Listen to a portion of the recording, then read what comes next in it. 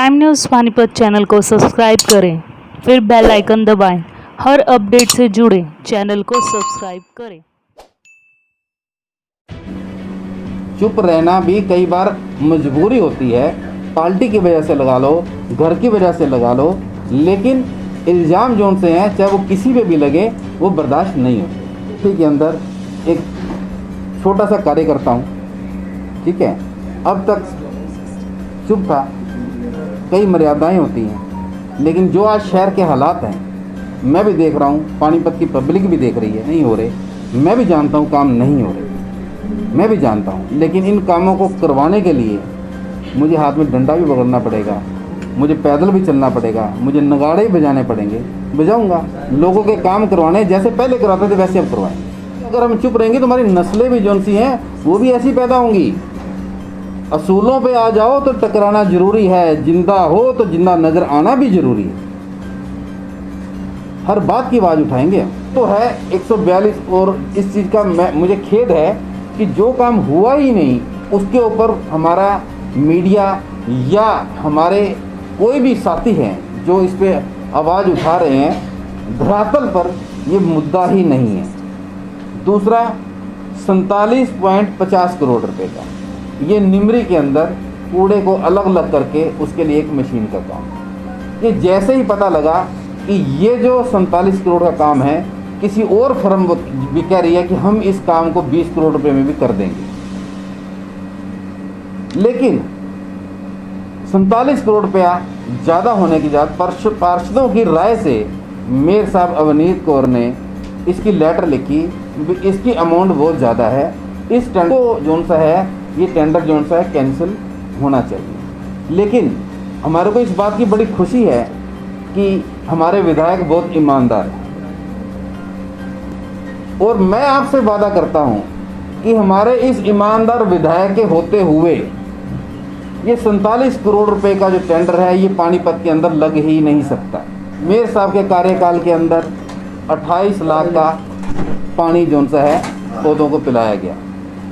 उसके अंदर मैं आपकी सबकी एक बार आपको याद दिलाना चाहता हूं कि पिछले पूर्व कमिश्नर से जब बात की गई, आपकी मीडिया के माध्यम से जब पढ़ा तो बात की गई भी 28 लाख का जो पानी है ये कैसे हुआ, तब उनसे बात की गई तो उन्होंने ये कहा कि जो 28 लाख का पानी गलत है, इसके अंदर ये मेरे आने से पहले ही ये 3-4 साल से जो है ये इनका जो अपना होता है उसको क्या कहते हैं, अपना डिपार्टमेंटल वर्क के हिसाब से अब ये सिर्फ 6 लाख रुपए का जो पानी हमारी कुछ पार्कें हैं, कुछ रोडों के ऊपर पौधे हैं, उसके लिए हमने इसको डिपार्टमेंटली वर्क पे हमने इसको दिया है। लेकिन मैं अपने ईमानदार विधायक से और अपनी पार्टी से दरख्वास्त करता हूँ कि इसकी भी एक SIT बिठाई जाए, इसकी भी जांच कराई जाए, इसकी किसी भी पेमेंट पे,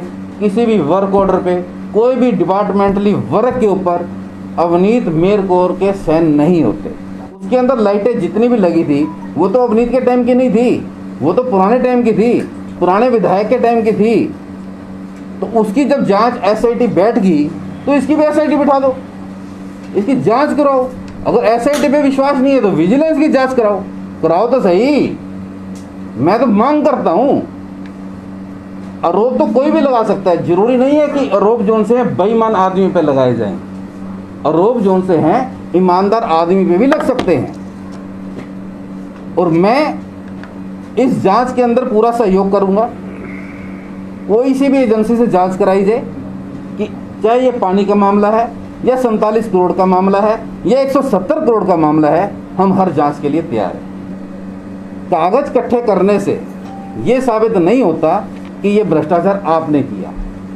भ्रष्टाचार एक निगम को छोड़ दो, मैं आज भी अखबार के अंदर पढ़ रहा था कि शुगर मिल के अंदर फिर घोटाला हुआ, पेट्रोल पंप के अंदर घोटाला हुआ, पीछे पता लगा चीनी का घोटाला हुआ, पीछे पता था कि बिजली में घोटाला हुआ। घोटाले कहाँ नहीं हो रहे, हर जगह घोटाले होते हैं, लेकिन उसका श्रेय हमारे पर कैसे आ सकता है, हम उसके जवाबदेह कैसे हैं? जवाबदेह तब है। बिजली की SIT की जांच चल रही है, बहुत अच्छी बात है, चलनी भी चाहिए। उसके अंदर सभी बिजली के जितने भी थे वो सभी उसके अंदर हैं। लेकिन मुझे इस बात का खेद होता है कि पता भी है कि ये घोटाला हुआ, क्योंकि एक ही ठेकेदार को 22 बार एक में उसके अंदर वर्क ऑर्डर उसको मिला, सिंगल बिड पे मिला। पता है ये गलत है। नंबर 2, जो घोटाला हुआ लाइटों का हुआ। अरे जब इतना टाइम हो गया इस बात को भी, 6 महीने से ऊपर हो गए हैं, इसका अभी तक रिजल्ट क्यों नहीं आया? जो भी ये कमेटी बैठी है, क्यों नहीं अब तक FIR हुई? क्यों नहीं अफसरों के ऊपर लगाम कसी गई? कब तक चलेगा ये? अगर ये 6 महीने, साल, 2 साल और चला गया तो मामला ठंडा हो जाएगा। मैं चाहता हूं कि इस जांच का जो भी रिजल्ट हो वो तुरंत आना चाहिए। एक तक जैसे अवनीत बनी थी, आज से आज तक भी वो बिल्कुल पाक साफ है। कहते झूठ दा सौदा हथों हथ, सच दा गाह कोई नहीं। शक्लों सारे बंदे लगदे पर विचों बंदा कोई भी नहीं, सिर्फ झूठ ही बिक रहा है। सच्चाई में कोई भी नहीं आ रहा। ना तो 148 करोड़ सामने आया, ना 170 करोड़ सामने आया, ना साला 47 करोड़ सामने आया।